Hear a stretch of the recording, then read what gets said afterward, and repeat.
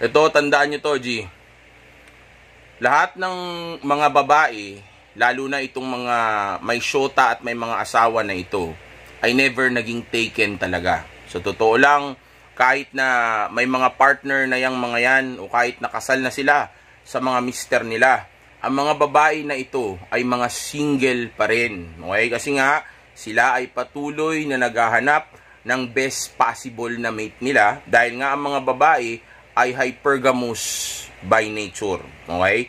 Sila ay patuloy na naghahanap ng lalaki na mas mataas sa kung sino man ang kasama nila ngayon. Lalo na kung walang lalaki yan ngayon, then ibig sabihin, naghahanap yan talaga ng best option niya. Pero kung mayroon siyang lalaki, may syota siya o may asawa siya, okay, na nagbabalidate sa kanya, na nagpapaka-beta meal sim sa kanya, okay, then of course, naghahanap pa rin palagi yan ng better dyan sa lalaki na kasama niya ngayon. Kasi nga siya ay hypergamous by nature and also at the same time mga emotional na nilalang. Okay? Kaya nga kadalasan ang mga babae ay nababato sa isang relasyon na safe na, secure na at nakuha niya na yung validation. Okay? Kaya nga palagi ko sinasabi sa inyo na ang isang babae na may syota o may asawa na ay isa sa pinakamadaling makuhang babae dito sa mundo. Okay? Dahil nga, batong-bato na yan,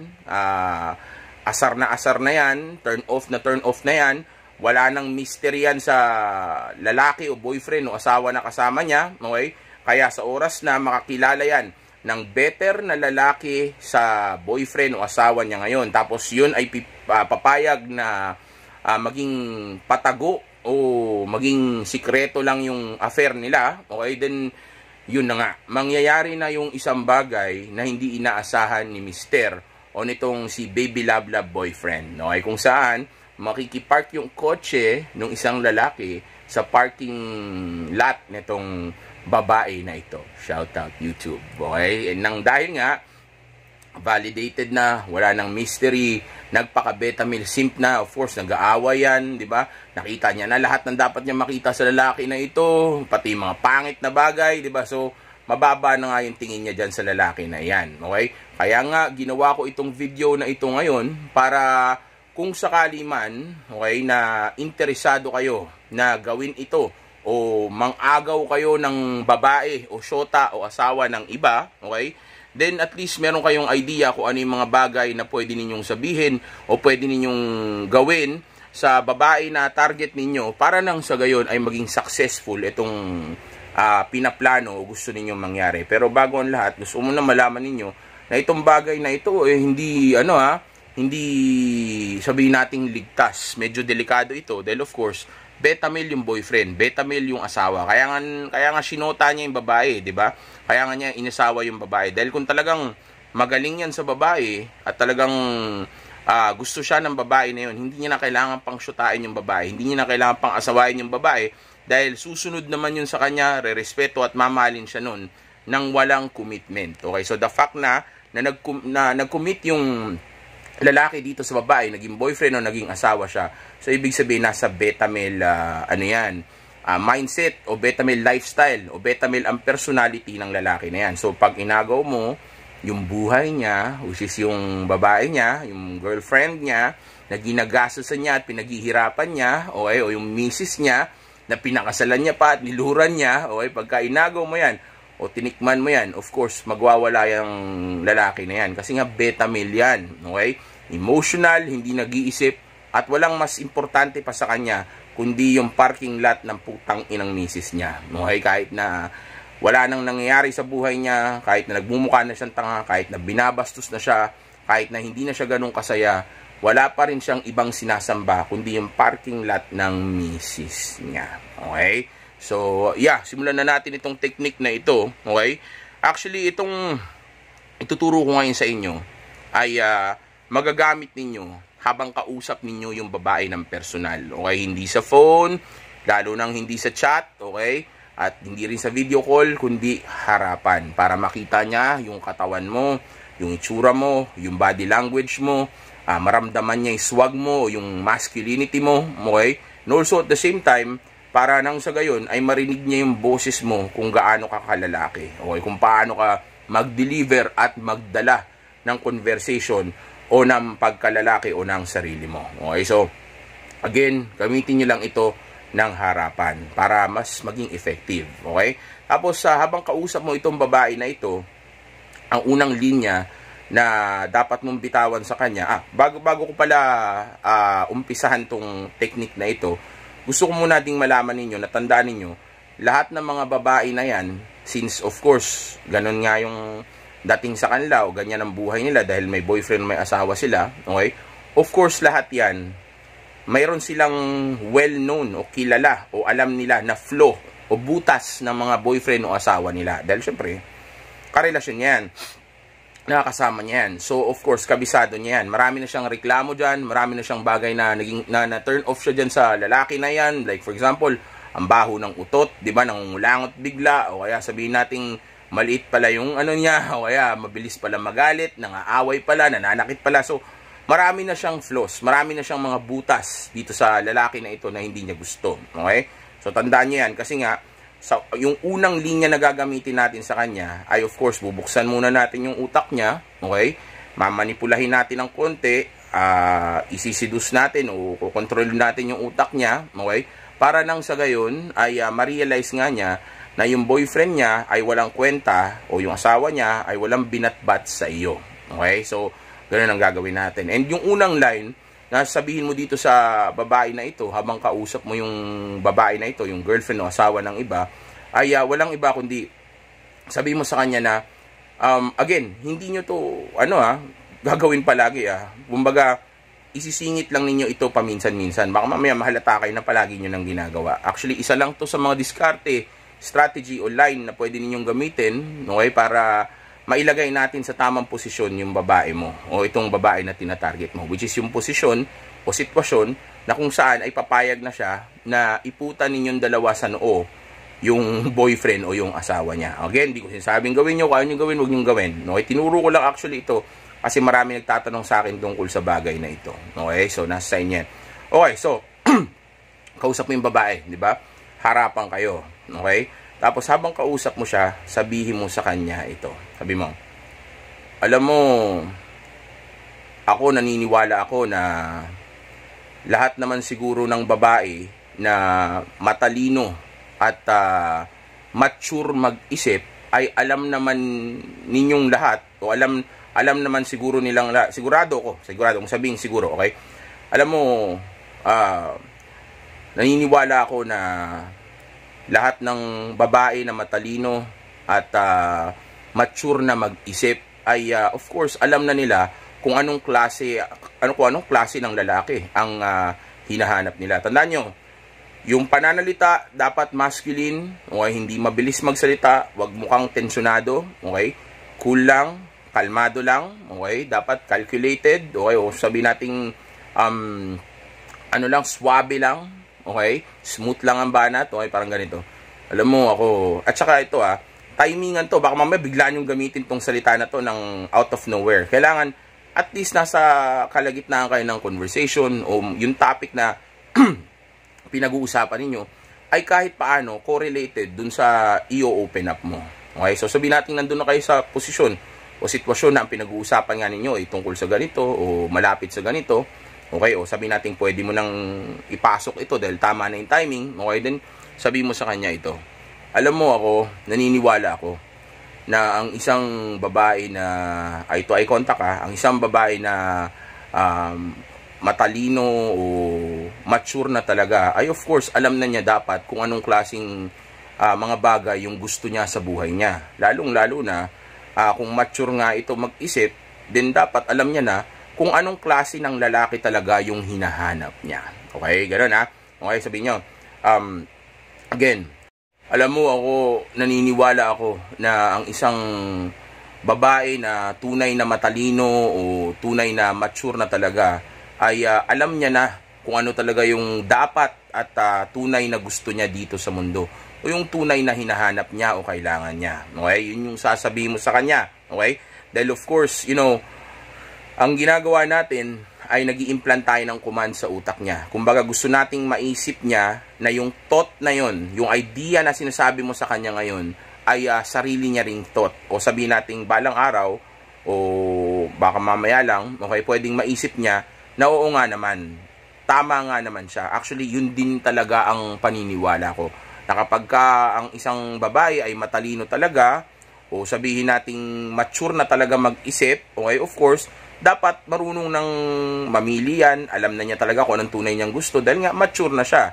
Kumbaga, hindi siya basta pipili ng mga bagay na pwede siya mapahamak o hindi niya talaga tunay na gusto. Sabihin natin, basta pinili lang niya nang hindi niya pinag-isipan. Okay, so syempre, mapapaisip siya ng ganun. And also at the same time, ayaw naman niyang aminin sa sarili niya at aminin din sa iyo o ipakita sa iyo o magkaroon ka ng idea na hindi siya matalino at hindi siya mature. Okay, so ngayon, dahil nadala mo siya doon sa sinabi mo na yon at gusto rin niyang paniwalain ka o yung mga tao sa paligid na, of course, matalino siya at mature na siya mag-isip, ngayon, papasok sa utak niya yung sinabi mo na iyon. So, habang nakakondisyon yung utak niya doon sa ganun, tsaka mo ngayon ibanat ito sa kanya. O sabihin sa kanya, actually, etong part na to, ang gagawin mo dito sa susunod na ito, bago ko sabihin sa inyo yung line, explain ko muna, okay? Sa part na ito, ang gagawin mo na sa kanya ay kumbaga ano na, i-compare o sabihin nating itututok mo na sa iyo yung sitwasyon o yung focus nitong babae na ito na kumbaga since sinabi ko sa iyo kanina na ang mature at matalinong babae ay of course marunong na yan o alam niya na kung ano talaga yung tunay niyang gusto, okay? So, dahil sinabi mo yan sa kanya, syempre, bukas na yung utak niya na, mature ako. Matalino ako. Syempre, alam ko na yung tunay kong gusto. Okay? So, ngayon, pagkatapos mong sabihin yan sa kanya, ang isusunod mo naman ay, kumbaga, ipipresenta mo yung sarili mo na ikaw yung tunay niyang gusto. Okay? At yung boyfriend niya na nakasama niya kanina, o yung nakasama niya, o not kanina, actually, yung boyfriend niya na nakaka-date niya, o sabihin nating karelasyon niya ngayon ay hindi ngayon yung tama para sa kanya. Okay? So, una, sabihin mo muna sa kanya yung sinabi ko sa kanya kanina, okay? Which is actually yung well, actually, ito ang rason kung bakit medyo bumabagal ako sa part na to kasi may iniisip ako dahil meron akong isang bagay na hindi pala na-mention bago ito palang part na to. Actually, third part na ito nung conversation. Kasi alam nyo, kung makikipag-usap lang ako, kaya ko itong gawin ng maayos. Yung dire-diretso, walang slip up, walang parang nalilito ako. Kasi nag-overload yung ano ko yung utak ko dahil nga inaalala ko yung explanation nun, o iniisip ko yung explanation nun, and also at the same time, sinisigurado ko na magiging maayos yung pagkakasunod-sunod ng tinuturo ko sa inyo. Okay? Kasi hindi naman lahat mabilis makagets. So, ang ginagawa ko, of course, sinisigurado ko na yung magiging delivery ko ay madali lang na makukuha ng iba. And also at the same time, hindi ako makakalimot dun sa iba na dapat ikasali dito sa game o sa strategy na ito o sa technique na ito. Okay? Which is actually, pang seduce and pang manipulate at pang sabihin nating pang mind control nga dito sa babae na ito. Okay? So una, ay po sa kanya, alam mo ako, naniniwala ako ng isang matalino at mature na babae ay alam niya na kung ano yung tunay niyang gusto sa buhay. Alam na niya kung ano yung mga tunay na pangangailangan niya. Kasi nga, matalino na siya at matalino siya at mature na siya mag-isip. Okay? So una, sinet mo yung utak niya na ganun ang matalino at mature na babae. So syempre, gusto niya maging ganun siya. Ayaw naman niyang tingnan siya na hindi siya ganung klaseng babae. Okay? Tapos ngayon, sasabihin mo sa kanya ito. Di ba, sinabi mo sa kanya, ito yung sinasabi ko sa inyo, kaya medyo nagpuputol-putol ako. Okay, anyway, ganito, di ba, sinabi mo, alam mo ako, naniniwala ako na, na ang isang matalino at mature na babae, ay alam niya na yung tunay niyang gusto. Dahil syempre, mature na siya, at matalino siya. So, hindi na siya magiging magulo sa mga decision niya, at for sure, hindi siya gagawa ng mga decision na hindi magpapasaya o sabihin natin pwede pang magpahamak sa kanya. Okay? Tapos pagkatapos mo sabihin sa kanya yung bagay na yan, pwede mong tanongin siya, do you agree? O kaya sabihin mo, di ba, tama ako? Pwede mong ganun. O sabihin mo, am I right? Okay, pwede mong ganunin para mag-response lang siya. Ngayon, pag nag-response na siya, sundan mo ngayon siya ng ganito. O just in case nagsalita pa siya, nagkwento siya, oh, ako rin, naniniwala rin ako na dapat ganyan yung babae, which is good pagka nagganon siya. Okay? Ngayon, pag sinabi niya yun, isunod mo sa kanya itong bagay na ito. Sabi mo sa kanya, ako, sigurado ko, may mga nakilala ka ng mga lalaki before na, hindi mo nagustuhan yung mga ugali, o sabihin natin na turn off ka, o nag-regret ka na siya yung naging boyfriend mo, o siya yung nakasama mo, 'di ba? Sure ako doon, merong ganoon na, 'di ba? So, basta ganoon yung idea. Okay? Pwede kang mag-ano na lang din, mag-compose o mag-create ng sarili mong line. Basta ang idea is ipapamukha mo sa kanya na meron siyang mga, o ipapaalala o isasaksak mo sa utak niya na marami siyang mga desisyon sa buhay niya na nagpapakita ng immaturity niya noon. Okay? Na hindi ka ganun katalino noon. So, kung talagang tumalino ka na at nag-mature ka na ngayon, then bakit yung boyfriend na yan ang kasama mo? Akala ko ba nag-mature at matalino ka na at alam mo na kung anong tunay mong gusto o kung ano talaga yung tunay na kailangan ng babae sa buhay niya. Kasi mature ka na nga at matalino ka na. So, ibig sabihin, gumagamit ka dapat ng logic mo. Bagay na, of course, hindi naman gagawin talaga ng babae dahil hindi sila gumagamit ng logic. Emotional naman talaga yung mga yan. Pero, of course, din nila aminin sa sarili nila yan. So, instead na aminin nila yan, papatunayan nila sa'yo na mature nga siya at matalino siya talaga. Okay? Kaya, ang gagawin yan ay mag-a-agree siya sa mga sinasabi mo.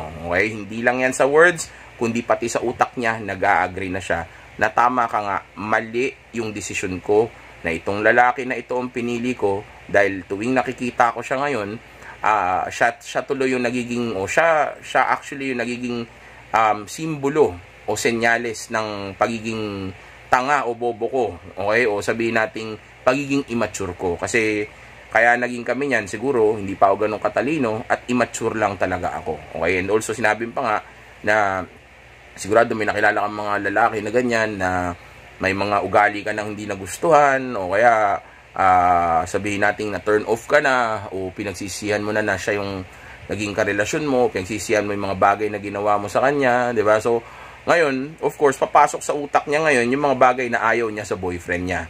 Yung tama ka nga, may mga flaws talaga, may mga butas talaga, may mga bagay talaga na ayaw ko sa mga iba ko nakilalang lalaki. Actually, hindi nga yung mga ex ko lang yung tinutukoy ko dito. Even pati itong boyfriend ko na ito, itong asawa ko na ito, ganun din siya. Okay? Kaya tama ka. Ang isang mature at matalinong babae ay dapat alam na niya kung ano yung tunay niyang gusto o kung ano yung makakabuti para sa kanya. So, sa moment na yun, of course, ang dating nun sa kanya ay gumagamit na siya ng logic. So, feeling niya tumatalino na siya, feeling niya nagmamature na siya habang kausap ka niya. Okay? So, ibig sabihin nun, delikado na yung boyfriend niya. Okay? Kasi nga, nag-iisip-isip na to na para maging mature pala ako at matalino ako, dapat hindi ganitong klaseng lalaki ang kasama ko. Kasi nga, itong lalaki na ito, marami na akong reklamo, marami na akong bagay na turn off ako sa kanya, marami na ako hindi nagustuhan sa kanya. So, kung pipiliin ko siya at tutuluyan ko pa rin siya, ibig sabihin, hindi ako mature, hindi ako matalino. So, kung hindi ako mature at hindi ako matalino, delikado ako, di ba? Kaya, papasok na ngayon itong pangatlong linya na gagamitin mo o sasabihin mo sa kanya kung saan ikukumpara mo na yung sarili mo dun sa boyfriend niya and also at the same time, itututok mo yung